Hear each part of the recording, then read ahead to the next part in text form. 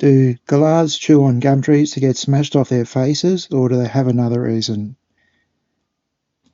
When galahs have had a bit too much gum tree, they just sit around and look really stupid. My name is Andrew, and I'm an ecologist based in Canberra.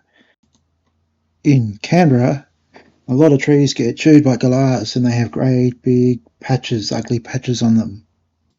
Most of the time, the galahs will chew on brittle gums, but they'll also chew riverbed gums, red stringy barks, candlebarks, and basically any other kind of gum tree. It took a while to see that galahs were the culprits. After all, Canberra has many different kinds of cockatoo, including the big sulphur-crested cockatoo and corellas, but each time I looked around I saw galahs chewing on trees or making nest holes. Often a deep layer of big falls of bark has accumulated around the bases of the trees.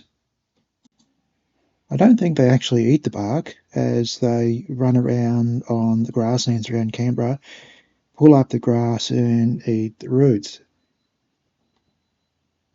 I'm not the first person to notice galahs do a lot of damage to gum trees, and there are alternative explanations. The explanations I've heard are that galahs use the chewed up timber to line nesting hollows. If nesting hollows are used year after year, they tend to get a lot of parasites, so having a fairly noxious chewed up bark lining their nesting hollow provides a lot of protection. The other reason is that it's said galahs mark the trees they are actively nesting in by chewing off some bark. However, I'm not inclined to accept either of those explanations, because I've seen galahs chewing on trees and wobbling their heads and basically looking like they are off their faces. So I tend to think the gum tree bark has something in it that really sets galahs off.